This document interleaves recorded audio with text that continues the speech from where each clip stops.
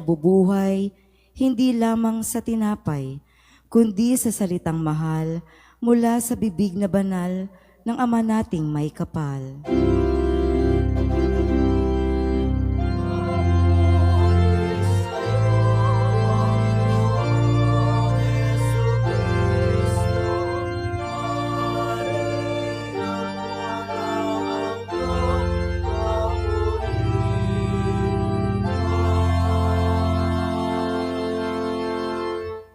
Sumainyo ang Panginoon. At sumayo rin. Ang mabuting balita ng Panginoon ayon kay San Juan. Papuri sa iyo, Panginoon. Noong panahong iyon, nilibot ni Jesus ang Galilea. Iniwasan niya ang Judea, sapagkat ibig siyang patayin ng mga Hudyo roon. Nalalapit na ang pista ng mga tolda, isang pista ng mga Hudyo. Pagkaalis ng kanyang mga kapatid, si Jesus may pumunta rin sa pista, ngunit hindi hayagan. Sinabi ng ilang taga-Jerusalem, "Hindi ba ito ang taong gusto nilang patayin? Ayan, lantaran siyang nagsasalita." Ngunit wala silang sinasabi laban sa kanya. Baka naman nakilala ng mga pinuno na siya nga ang Mesiyas. Walang makaalam kung saan magmumula ang Mesiyas pagparito niya. Ngunit alam naman natin kung saan nagmula ang taong ito. Kaya't nang nasa templo si Jesus at nagtuturo, malakas niyang sinabi, "Ako ba'y nakikilala ninyo? Alam ba ninyo kung saan ako nagmula? Hindi ako naparito sa ganang akin lamang. Ang totoo ang siyang nagsugo sa akin. Ngunit hindi ninyo siya nakikilala. Nakikilala ko siya sapagkat ako'y mula sa kanya at siya ang nagsugo sa akin."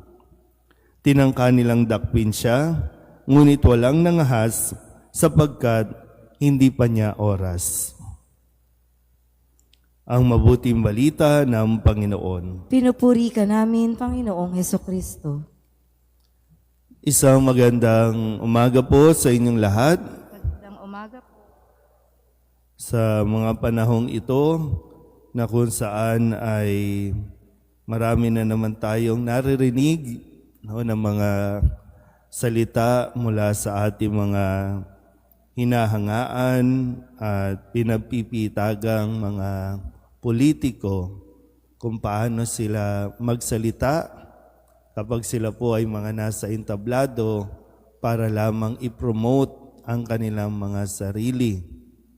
Kaya nga napakahalaga po na magkaroon tayo talaga, ma-establish talaga natin sa ating mismo mga sarili yung mga moral values natin para hindi ito nako-compromise dahil lamang sa posisyon o kapangyarihan. Sa mga pagbasa natin, halimbawa sa unang pagbasa sa Aklat ng Karunungan, ipinagsisigawan dito ang sabi ng masasama. Ito po yung mga dialogue ng mga masasama. Tambangan natin ang mga matuwid pagkat hadlang sila sa ating mga balak. Ipinamumukha nila sa atin ang pagsuway sa kautusan at sinasabing tayo'y nagkasala. At sa ating ebanghelyo, ang mismong karunungan, si Jesus. So kapag naririnig niyo po sa Biblia, kapag ipinapahayag ang karunungan, ito ay tumutukoy din kay Jesus. Dahil si Jesus ang karunungan. At ang karunungang ito ay binabalak ng patayin.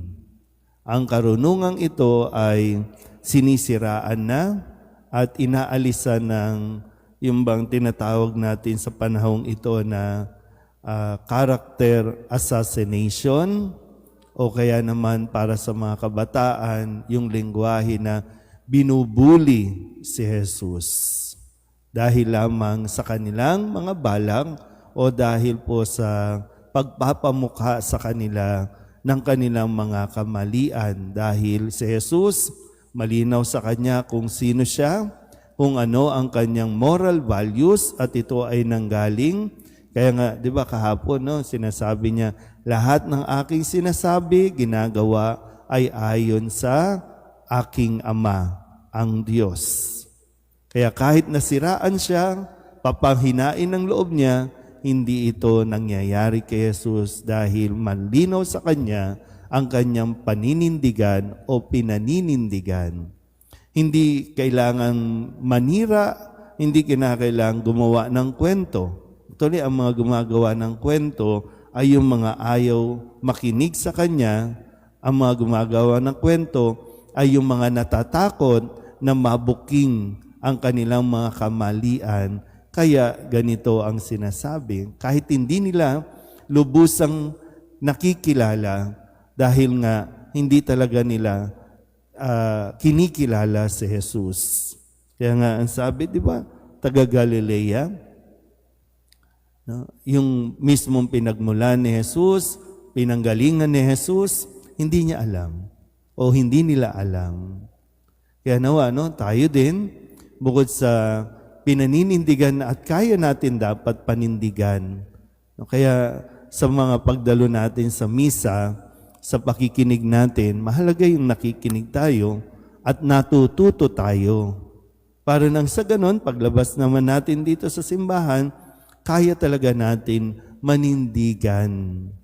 Kaya nating tumayo o tumindig sa ating pong mga pananampalataya o paniniwala ayon sa pananampalatayang itinuro at natutunan natin kay Jesus.